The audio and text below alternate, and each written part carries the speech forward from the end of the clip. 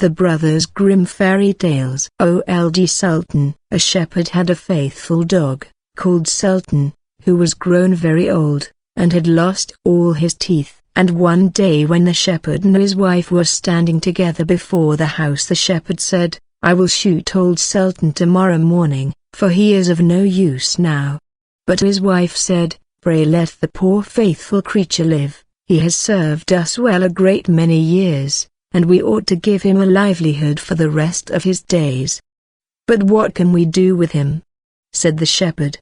"He has not a tooth in his head, and the thieves don't care for him at all. To be sure he has served us, but then he did it to earn his livelihood. Tomorrow shall be his last day, depend upon it." Poor Sultan, who was lying close by them, heard all that the shepherd and his wife said to one another, and was very much frightened to think tomorrow would be his last day. So in the evening he went to his good friend the wolf, who lived in the wood, and told him all his sorrows, and how his master meant to kill him in the morning. "Make yourself easy," said the wolf, "I will give you some good advice. Your master, you know, goes out every morning very early with his wife into the field, and they take their little child with them, and lay it down behind the hedge in the shade while they are at work. Now do you lie down close by the child, and pretend to be watching it, and I will come out of the wood and run away with it. You must run after me as fast as you can, and I will let it drop. Then you may carry it back, and they will think you have saved their child, and will be so thankful to you that they will take care of you as long as you live."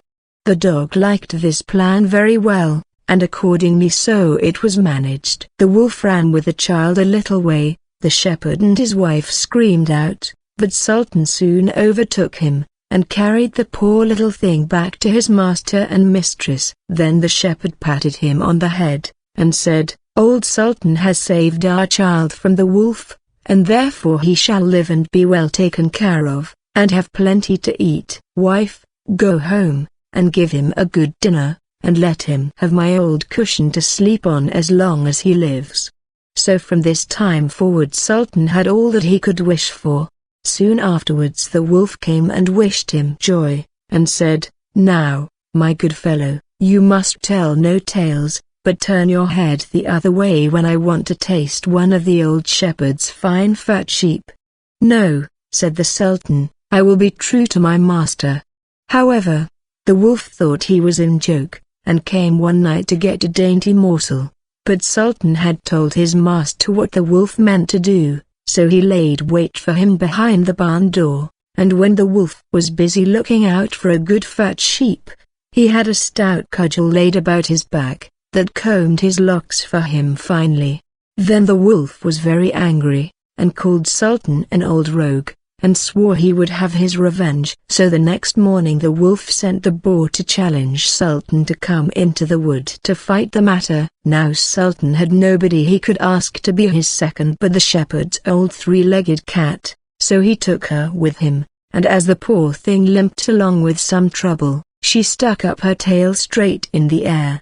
The wolf and the wild boar were first on the ground, and when they espied their enemies coming, and saw the cat's long tail standing straight in the air, they thought she was carrying a sword for Sultan to fight with, and every time she limped, they thought she was picking up a stone to throw at them. So they said they should not like this way of fighting, and the boar lay down behind a bush, and the wolf jumped up into a tree. Sultan and the cat soon came up, and looked about and wondered that no one was there. The boar, however, had not quite hidden himself, for his ears stuck out of the bush, and when he shook one of them a little, the cat, seeing something move, and thinking it was a mouse, sprang upon it, and bit and scratched it, so that the boar jumped up and grunted, and ran away, roaring out, "Look up in the tree, there sits the one who is to blame."